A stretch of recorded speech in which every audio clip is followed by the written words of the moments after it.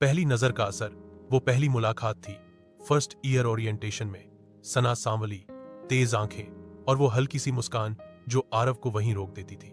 आरव अपने दोस्तों के साथ बैठा था जब सना ने उसके पास आकर पूछा, यही सीएस बैच है? आरव बस हाँ कह पाया, पर उस हाँ में कुछ और था। धीरे धीरे उनकी दोस्ती हुई, प्रोजेक्ट्स में साथ काम, लाइब्रेरी में साथ पढ़ाई और कभी कभी कैंटीन में कॉफी के बहाने लंबी बातें। एक रात जब दोनों कॉलेज फेस्ट की तैयारी में देर तक रुके तो बारिश शुरू हो गई। सना ने कहा, आज पहली बार इतने करीब महसूस हो रही हूं। आरव ने मुस्कुराते हुए कहा, और मैं पहली बार इतने असहाय महसूस कर रहा हूं, तुम्हारी आंखों में खोने से खुद को रोक नहीं पा रहा। दो भाग दो।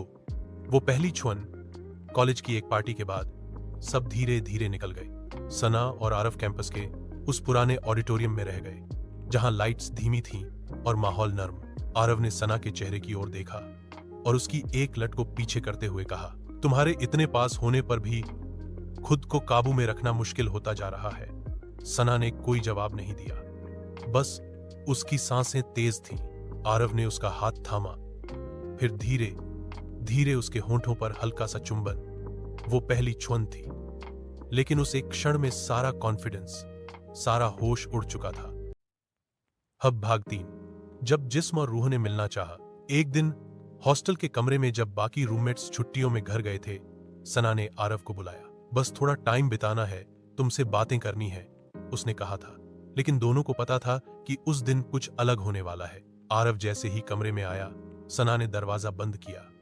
उसने मध्यम रोशनी जलाई और कहा, आज मैं सब कुछ भूल जाना चाहती हूं। धीरे धीरे उनके बीच की दूरी खत्म होने लगी। आरव ने उसकी कमर को छुआ। सना की सांसें गहरी हो गईं।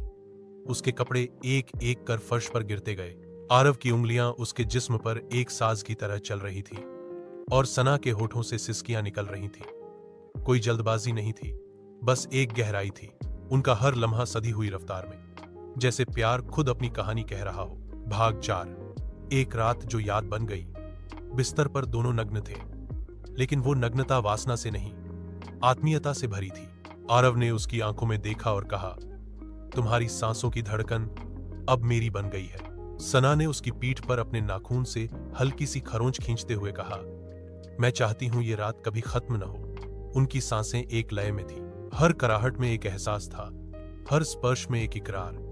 कई बार दोनों रुकते, एक दूसरे को देखते, फिर एक बार फिर से पास आ जाते।